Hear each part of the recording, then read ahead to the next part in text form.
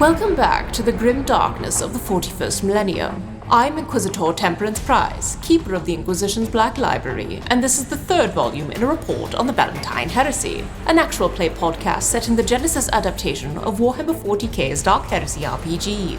This report features Game Master Tom McGee and players Ryan LaPlante as Inquisitor Lucius Valentyne, Tyler Hewitt as Attikus Vis, Laura Hamstra as Eli Sharpe, and Borovic as Morgan Rhalls.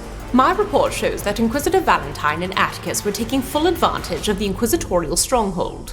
They put a researcher onto the clues they'd gathered, re-geared themselves in the armoury, and discovered a psyker who shared Valentyne's visions. Requisitioning 4 Inquisitorial Stormtroopers, they set off into the hive to find Morgan and Eli. Will they find answers or their own death? Find out next in this episode of the Valentyne Heresy. Pamphlet distributed by the Loyal Retainers. Friends, think not that we have been discarded by those we seek to serve. Think instead that the Emperor in his glory has not yet found fit to call upon us.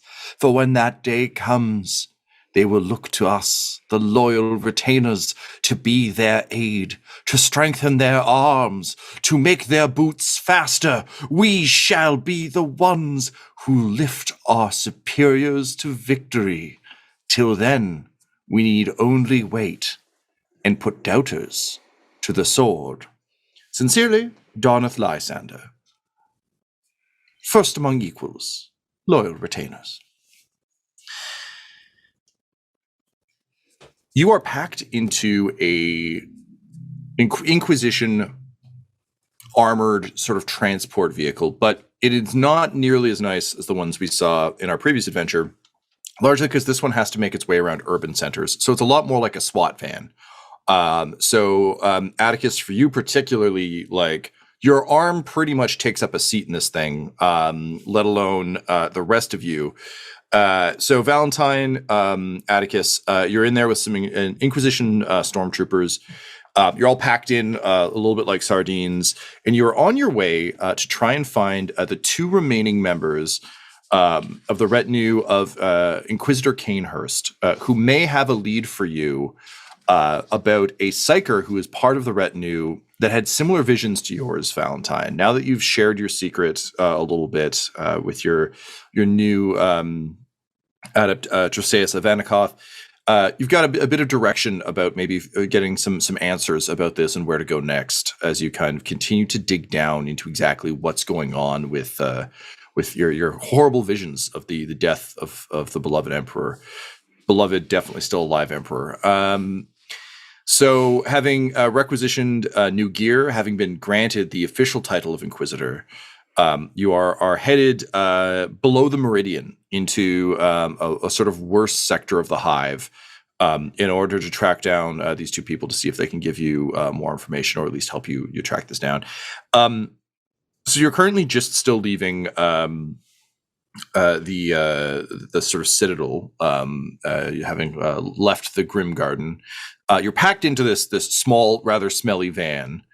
You do have a commander, sort of like who's or I guess a captain of this unit. Her name's Matea Kostkar. Kotzkar.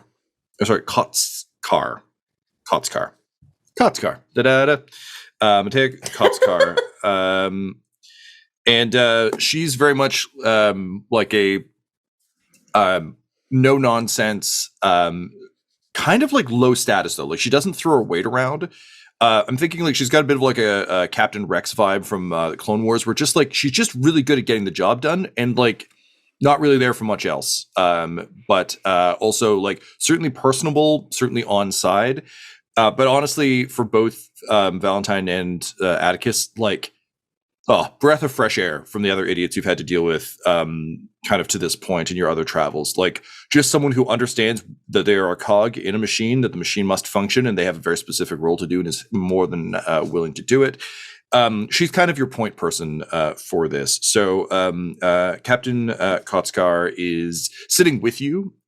She's briefed her troops. They know that the job is to kind of, it's past curfew, so they know it's going to be a bit rough, but also theoretically nothing that they can't handle. The nice thing about being in a hive, lots of violence every night, sort of spread throughout throughout the city.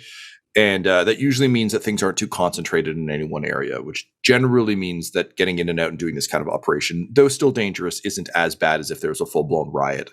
It's not like there's one quarter that's just the bad quarter. Everywhere is kind of the bad quarter, and as a result, the violence is dissipated and dispersed throughout the hive.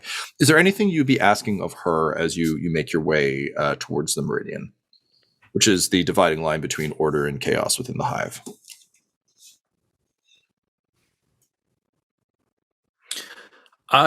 Valentyne would be pushing for maps of the area. He'd want to know the layout of where we were going, the routes that are planned to come back. He would play this off as trying to be prepared in a very military sense, but it's 100% him trying to figure out if everyone on board dies and he loses the ride, how does he get back with Attikus? Right, that's fair. So, I think because of the kind of speed at which this all went down, you kind of have what's in the vehicle itself. She's able to give you like rough, like I think like a city map is an easy thing to just hand you, but unfortunately it is like a folded city map, and it's a hive. So it's like it's like a mall that's badly designed. There's just so many layers to it that, like, in theory, she's like, we're pointing at. She says, right, so we're here. We are headed. The Meridian is here. You must understand the Meridian is essentially where the Inquisition has decided to cease policing, only to save our troops for the more necessary pieces. Beyond that, there are patrols from time to time, but generally speaking, once curfew hits, we tend not to go down there too much unless it's for a very specific purpose. It's just an unnecessary amount of roughness down there for our troops. In terms of your way back, she kind of points out like three major landmarks, and just kind of says, like, here in Toronto terms, it'd be like, here's the CN Tower. You can always figure out where south is if you can see this. If you can't see it, keep walking till you see it. So there's just a couple like spires and things she can say that'll kind of like help you get back and sort of find your way back to the Citadel from where you're going. She indicates that like the last known location of these the two members of the retinue is somewhere in a subsector of one of the areas of the hive. She mentions that Cainhurst was known to frequent that area a lot, and that from the quick report she scanned, it seems he owned property there, which is not unheard of, but is a bit strange. She says it would seem that the Inquisitor had I believe the records called it a little slice of home, an establishment that he owned and seemingly frequented whenever he was here on base. It's called the Claw and Wing, although colloquially, and like there's immediately some like chuckling, and she kind of like behind her helmet smirks and says, although the folks here will tell you it's mostly known as the Emperor's Piss if you really want to get a little blasphemous about it. Which, of course, excuse me. And she kind of turns to you and says, "But of course, we wouldn't want to get blasphemous now, would we?" No, we would not. And there's some like general grumbling. Like they were like, you get the sense that some of the troopers were kind of looking at you like you were going to be the cool one, and now they realize you're a narc. And I am the cool one. You think serving the Emperor is the coolest thing you can do. I really have to point out that like we all have our character names up, like so we can all see them. Yeah. And Tyler's just put Colonel Attikus Vis with Colonel in capitals. Like all Yes. Very important. Very good. So Koskar nods and says, of course, Colonel Vis. So the Claw and Wing, then. It's a not great establishment, as the other title might suggest, but it is the most reliable place that we can theoretically find these two, if they're still alive. We don't tend to keep too close track, as you can imagine, with so many members of the Inquisition coming and going. The members of their retinue come and go as well, and they're actually the cause of a lot of the trouble that's going on down here, if I'm being completely honest. But nevertheless, this is our best shot for finding them. A quick question about this trouble that you've mentioned. Now, is the problem that they are no longer employed, or the problem that they've been left behind? Or what seems to be troubling the people in this fine town? It's a beautiful day for the Emperor. This violence, what a joy for all of us. But why? It's a little of both, Inquisitor. Retinues often leave less useful members behind. As I'm sure you know, there's often not the need for certain people after certain missions have been complete. Certainly some rise through the ranks. Others among us realize that we serve a better purpose by simply serving the Inquisition rather than attempting to insert ourselves into it by force. But for some, the glory that they once had, or the glory they think they can find, is the real allure. Some who have lost their minds with the horrors of duty and combat simply seek more, or have become too unreliable to go back into the field. Others have not yet proved their usefulness. Some, frankly, are just kind of shitty at their jobs and are left here. Others find themselves left behind when their Inquisitor leaves, and as is the case with Sharpe and Rhalls, their Inquisitor dies off-world, and there's simply nowhere else for them to go or anything else for them to do. In terms of the unrest, this has been happening here for centuries, and as a result, there is a long history and a lot of long memories. So yes, partially employment, yes, partially being left behind. Mostly that many think themselves the heroes of their own story and are in fact bit players at best.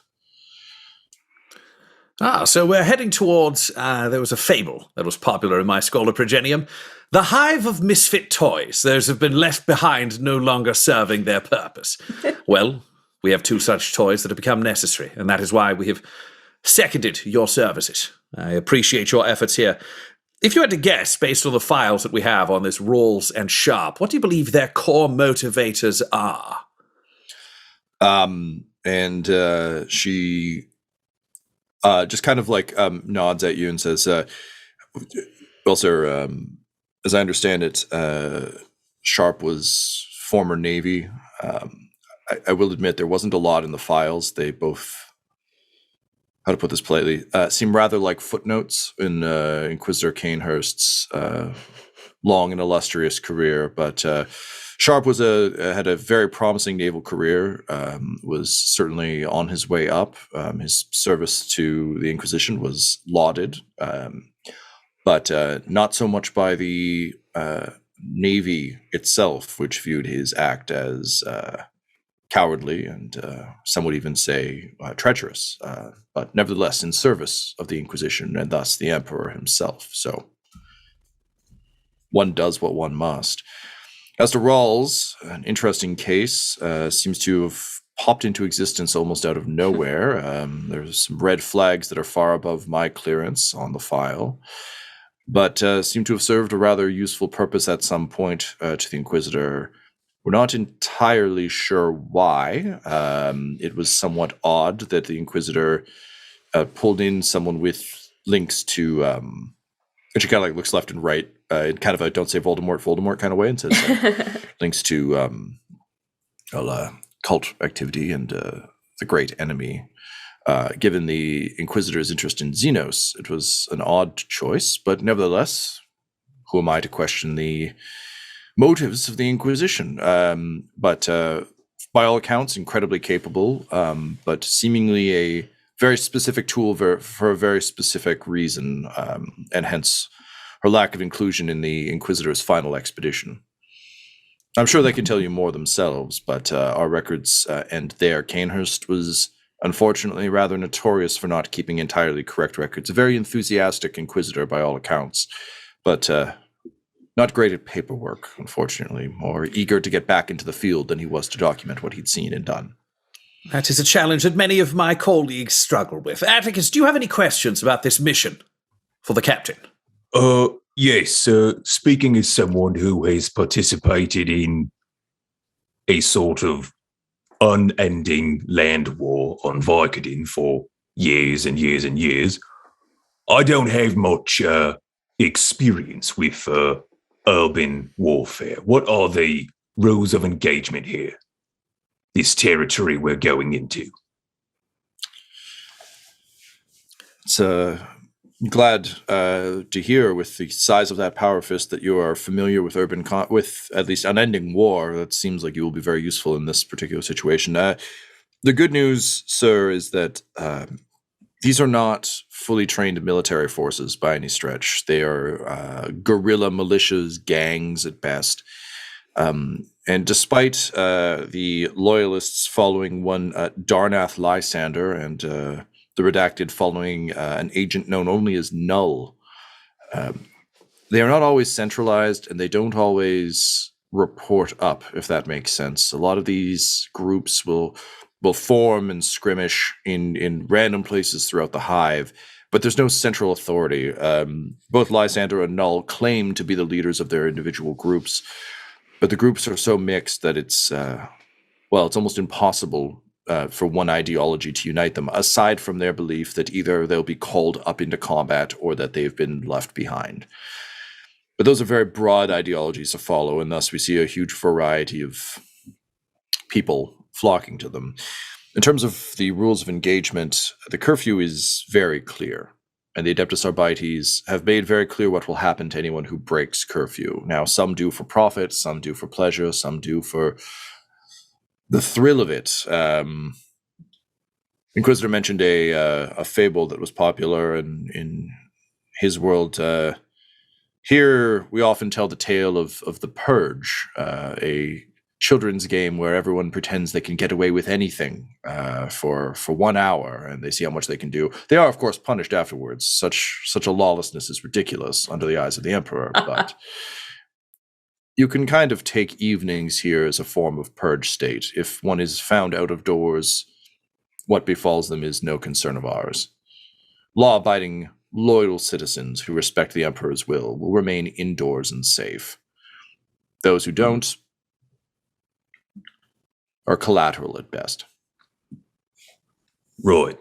All right. So sounds like just about anything goes in these streets so long as we don't topple a building, let's say, full of the Emperor's loyal subjects. Correct, unless that would put our lives at risk. I want to be clear. We need Rhalls and we need Sharpe. They need to come with us and we need to survive. Whatever the cost of making that happen is a price we shall pay. In the name of the Emperor, just a good old time. It will be done, sir. Excellent. With that, all the troops nod. Like you can tell they're all pretty amped up to be in the presence of the Inquisition itself. Like they get sent out to do a lot of work without Inquisitors. So the fact that they're actually with Inquisitors is pretty fucking cool. So there is just a brief moment of kind of that joy and kind of that feeling before the IED goes off, and the vehicle is flung, sort of just cartwheeling through the air. And unfortunately, as both Valentyne and Attikus mentioned, if a building has to fall in the name of the Emperor, it will, which is exactly what happens around your vehicle as it sort of crashes through just a storefront of kind of some place that's selling junk clothes, and the building collapses around the vehicle as the explosion rings in your ears. Meanwhile, back in the Emperor's piss, because Attikus isn't here to yell at me about it. Morgan, yeah, it's like the prison ghost from Dungeons and Dum-Dums and Dragons. It's just always there. Morgan, you've encountered a masked man coming out of the back of the bar. The front of the bar is being shot out. Eli, you've sort of, I would say, thrown yourself to the ground and cover. You probably more slid and poured yourself off the seat to cover, given how wasted you are. But the front windows shatter and explode. I think Sharpe, even in your kind of fucked up state, you managed to get behind the bar and slam the shutters. Having bars on the windows in a bad neighborhood, every space down here has some form of defense against exactly this kind of shenanigan, even if it's just a gunfight happening outside. You don't want stray bullets coming through. So they're not full shutters, but there are kind of slats that kind of clack down, metallic slats that just deflect some of the incoming fire. So at least there isn't just like full-blown gunfire pouring through the windows anymore. There's just bullets pinging off these slats at various angles, just ripping the place up. Morgan, what do you do? You've kind of encountered this figure. You can tell he's very slender, but like in a ropey kind of like Bruce Lee way, where it seems to be like there's no fat on him, and almost no muscle because the muscle is just like tightly wound rope. Mm-hmm. He's wearing a tight-fitted bodysuit with sort of like almost like ramshackle armor plating, but you can tell it's high grade stuff. And over his face, he's got a just a full like one of the assassin Ordos. It's not Vindicar, but like the one with the ponytail, where it's just like that like pure black leather thing, one eye cut out for where normally there'd be a bionic. You actually see an organic eye underneath it. Mm-hmm. But yeah, basically if you think like a full black face cowl with one eye cut out. A very mean looking bolt pistol that has like a massive blade kind of. You see these in Borderlands a lot, but if you think of it as just like almost half a trowel as a slicing edge under the blade, good for pistol whipping and murder. He just kind of confronts you, and having just said like last call is gonna have to be later tonight, he just kind of like gestures out the window and says, also my apologies for whatever is occurring to the front part of your bar. That was not our intent, but well, no one tends to listen to our intent that much these days anyway. You have my apologies. Okay, so Morgan, while this is going on, is going to check, like, see that Eli is diving behind the bar. And is it just this one guy in front of her coming out of the back room? No, he's got a few, like there's people rushing past. Okay. Basically, if you were to venture a guess, somehow they got in through the back and they're kind of rushing up to the front knowing that this assault was coming. So they're rushing to fortify. So it's basically, he's talking to you as people like run past behind him. Okay. So while she's talking, she's going to brain connect with her hawk, who is somewhere in the back room, and figure out where they are coming from and if there's an out. So that's what she's doing. But while standing there, she's going to talk to the guy and say, "Oh, it is very good of you to be polite. You could have given us a fair warning. Then we could have drinks ready for you and all of your people." Need less drinks, need more bullets. Do you think you can help with that? Unfortunately, we do not stock any bullets here. We are just simple people running a bar. Please do not make us get involved in this blood slaughter. I think I'm going to make him roll. Morgan, how... Because you're wearing like your bar outfit, right? Like you're not really like equipped for just inquisiting. Looks like normal clothes. Yeah, just some normal clothes. Just a normal everyday a blouse and a vest and a belt. Nothing else. No cybernetic hawks nearby. It's fine.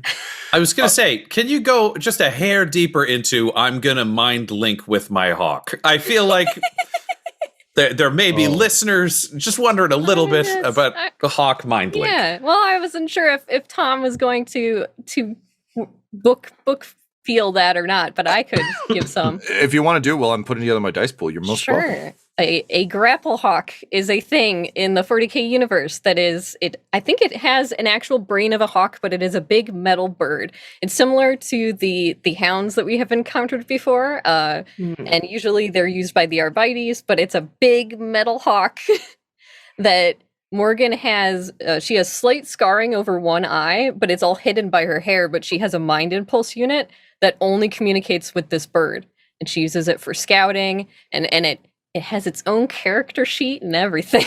But it is a big metal bird that people at the bar may have seen from time to time, maybe something to do with the name of the bar, perhaps. But I'm sure when people see it, they either think it's fake or it's just like a sculpture. When it's not moving, it just can look like nothing at all. But it is a metal bird, a metal hawk. 40K things. As you do. I was saying, and it's big and can lift considerable weight, right? Like it's not like a little tiny hawk.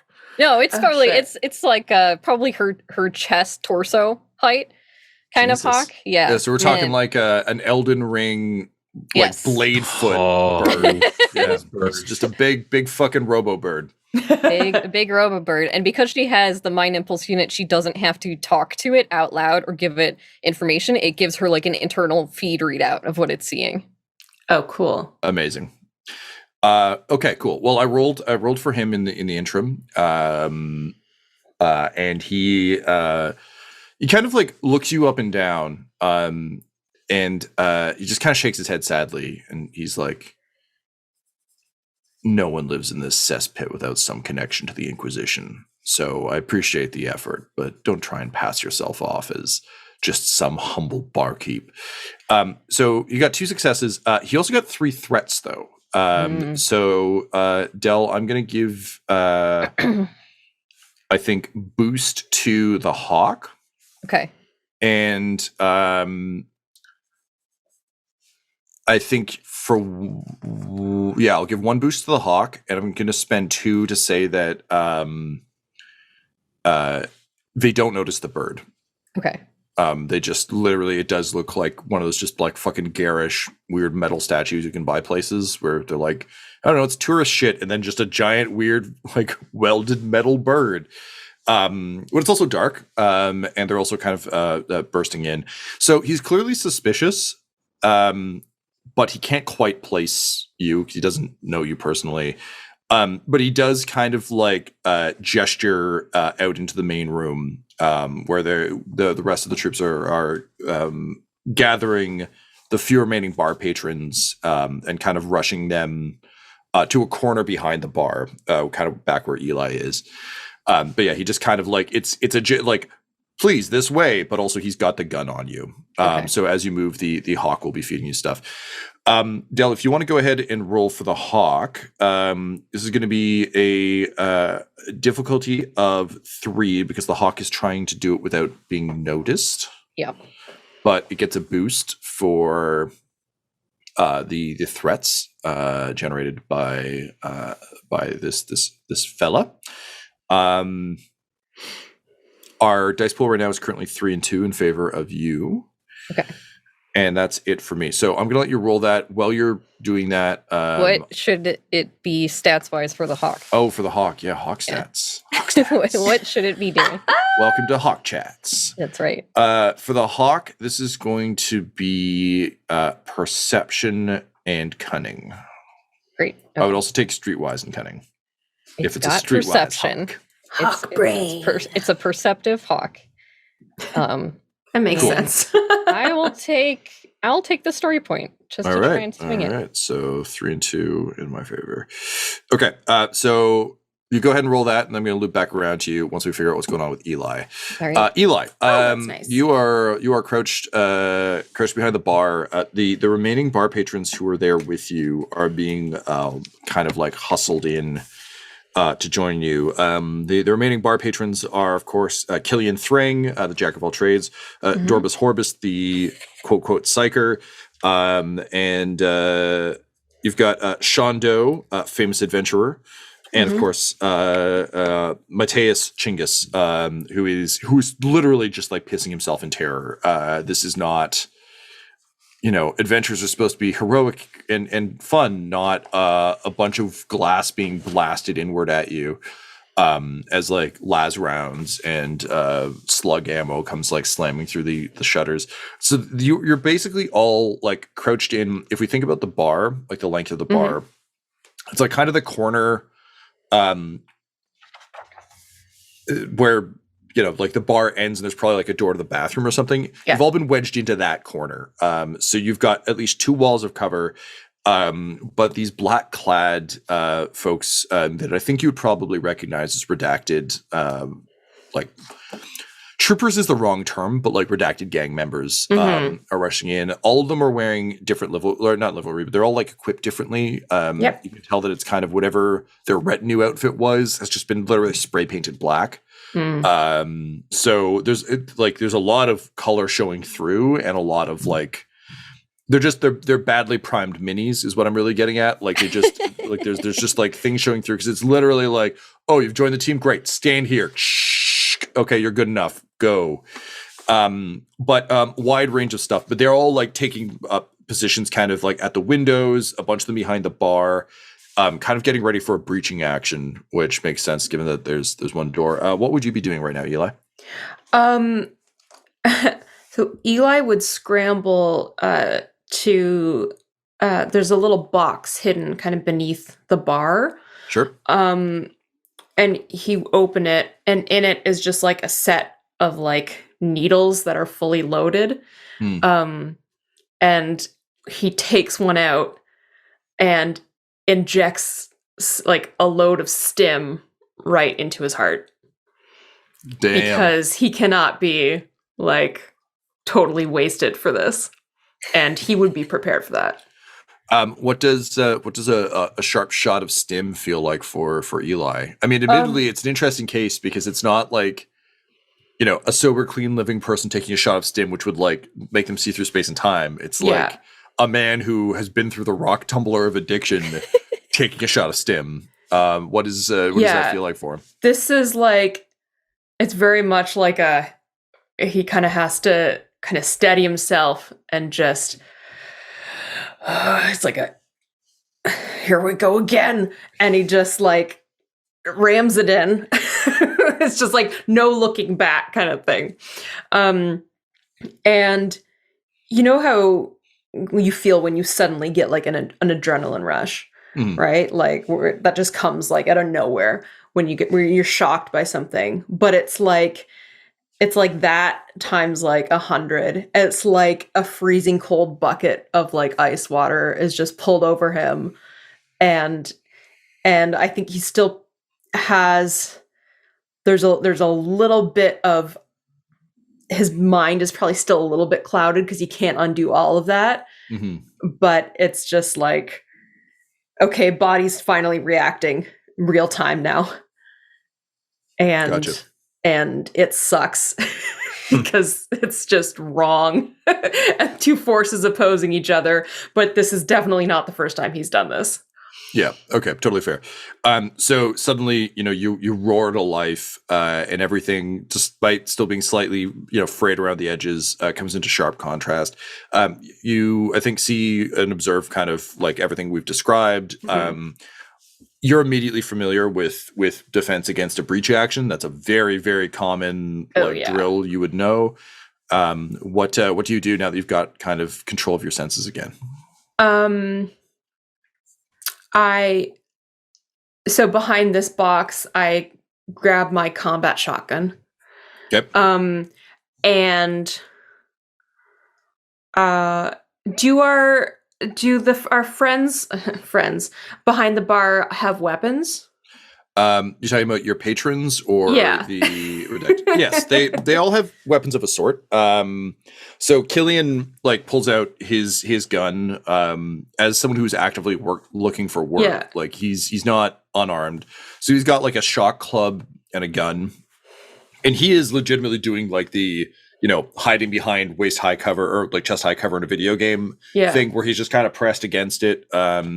Looking around, like not actively trying to take a shot or anything, but just kind of easy in combat pose. A little bit like if anyone played those old arcade games of like Area 51, where there'd just be like FMV humans standing there with guns looking over their shoulder. Like it's that kind of thing. He's not actively engaged, but at least he's in it. Okay. Dorbus Horbus is panicking and like fucking with things under his sleeves. As a famed psyker, he definitely has to make sure his psychic powers are working to help. But he's also desperately trying to see if there is anything he can use. So there's a lot of like shitty magician, close magic stuff going on. God. Sean Doe, famous adventurer, is more focused on looking cool right now. So if Killian is actually in that pose being like, I'm kind of ready to help even though I'm scared. Yeah.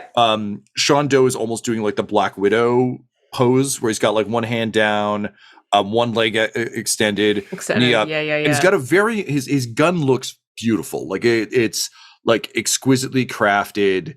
Like he's got, the pearl inlaid grip. It's got filigree along the whole thing. If this was like Red Dead Redemption 2, he'd spent a lot of money on this gun to make it look fancy. But Eli, in your experience, the fancier looking the weapon, the more useless it is. Oh, so this is definitely a showpiece. But he's ready. He's got his head up and is just waiting in Black Widow pose. And Matthias Chinggis is like just terrified. He's muttering like prayers to the Emperor. And none of them really make sense. They're just like it's a lot of like, oh dear Emperor, listen, look, if you're up there, it would be really great if not up there, like I know you're if your psychic waves are picking this up, like if you just send us a little bit of like extra, and Killian's just like, buddy, you gotta shut up, right now, buddy, you really gotta shut up. And Matthias is just like clutching like he's got like a single action like bolt rifle basically. That was presumably like once used for hunting small game. And so he's just got that and is trembling, and as I mentioned, he'd like painted it to look like a las rifle, but it is not, evidenced by him like desperately trying to figure out how to manually load it. Meanwhile, the gang members have a variety of weapons. There's a few bruisers who are up by the doors, and then the ones who are at the bar are like sort of have guns up and over. And so it's they have taken cover in the bar. That's what I'm understanding, right? Yes. So basically, there is a force outside, which you can assume to be the loyalists, firing inward. Okay, but the redacted, they haven't taken like action against anyone in the bar. No. They okay, all they did take a bit of action when they came in, which was just to like clear you all out of the way. Now, from the way you watched that happen, that didn't seem like a stay here, you'll be safe, but more of like a get the fuck out of our way because we don't trust that you're going to be useful or helpful here. Like, please get behind the bar. At the very least, we need a clear line of fire. Basically, I don't want my bullet to hit you instead of the person I'm trying to shoot. I don't care if the bullet hits you. I need it to hit the guy behind you, though. If that makes sense. Okay. I think Eli, like, this is so fucked up, and like he's not gonna die over stupid gang crap, and he like whatever, he has this bar, but like if it were to blow up, great, like okay. And so he's like, I think he thinks to himself, there's gotta be other fucking opportunities somewhere here. And so he yells, so Dorbis, Sean, Matthias, you three, it's like, when I say now, you run the like away from where we are, like basically out of cover, and just like, and you just like run for whatever exit you can find. I don't care, front, the back, just if you got a gun there, just like fire at the windows. All right. Pardon me. Trust me. Okay, but Dorbis does have a question, though. If the front door is full of weapons and the back door is full of these guys, is that not a little bit dangerous for Dorbis Horbis? As a psyker, it is very important to the Emperor that I survive and am able to continue to, receive his psychic messages. No, it's important for you to do exactly what I say as a member of the Inquisition. And immediately, like a guy with a shotgun pointed at the door, looks to you and says, "Inquisition, huh?" And he turns and levels the shotgun at your face. Morgan, you are getting a report from your RoboHawk. I gotta ask, does the hawk have a name? Yes. The Mike hawk has a name. That's Dum Dums and Dragons. We already met that guy. No. Also in the future, though. Similar but different. The hawk's name is Toby. Toby. All right. My Animorphs reference. Toby Hawk. Yep. That's amazing on all accounts. We got Animorphs. We got famed skateboarder. It's a cross section of many things. Honestly, it's just a cross section of my high school experience, reading Animorphs and playing for Tony Hawk's Pro Skater. I love it. All right, so go ahead and roll for Toby to see what the hawk can see. I rolled for Toby. Toby got 1 success, 1 triumph. Wow! Toby's ready. Wow. Wow. I mean, it seems like hawks have good eyes. There should probably be some kind of term for that, some kind of hawk-eyed term, but that would never happen. Bird vision. Yeah. All right, good. Bird vision. Using his patented bird vision, which also, incidentally, is a weird Marvel mashup of Hawkeye and Vision just hanging out. Oh my God. So Toby's able to ascertain that basically the redacted seem to have essentially cut, like they're coming up through one of the loading bays, which is odd because like you know where that thing goes and there's like it literally leads to like a manhole cover like outside. But from with your Triumph, given how good that is, like a quick analysis of the amount of dirt and dust coming through, it would seem that they basically like carved their way into it from something else. So like if the delivery shaft had like a little bit of a tunnel to kind of bring stuff through, they probably punched through the sidewall of that to make it in. They didn't come in from street level, which makes sense because that thing is like battened down. Like it would be very difficult for them to get through that. So this information gives you 2 major things because you triumphed, and that deserves, Toby just did real good. He's real good. Toby. He's very good hawk, RoboHawk. So if they bore into this from a different tunnel, it means that wherever they came from is one possible exit, but it also means that you can likely get back out through the delivery hatch, which you can open from your side. But if they didn't destroy that to get in, there's a good chance that that's a possible way out. The problem, of course, being that like if they're spilling in from there, you're not sure how many are back there. You're not sure if anyone's guarding the tunnel, but it definitely gives you a way out. Right. Okay. So I think that's going to be, but we have to get past armed guys to get to there. So the guy in the cowl null has brought you into the main bar space, and he kind of shoves you down over to. Well, actually, no. I think we're gonna have to split this up because Eli's action happening at the same time. He's bringing you out kind of at gunpoint. There are a couple of guys who stay behind that Toby picks up. You would assume there might be some more in the tunnel, but it seems like most of them have spilled into the bar now. Right. But they also need to protect their escape route. So there's like 2 guys guarding there. And Null is kind of walking you out into the main area. The shutters are down, so bullets are kind of pinging off things. And I think rather than pushing you in with the rest of the people, he kind of shoves you to the other, like, basically the other corner. And kind of with a gun on you, he makes sure everyone is okay in here. And then he kind of turns to you also at gunpoint. And just says, it's a shame you don't have more bullets for us. That would be very helpful. This is going to go very badly for either them or for us. If you get in our way, it will go badly for you. If you don't, there's a chance that you survive this. That okay? Morgan's gonna put her hands up. She's just, of course, all I want to do is survive. My life is so very important to me. So please, whatever you need to do. She wants to wait until he's the fuck away from her. Yeah, that's fair.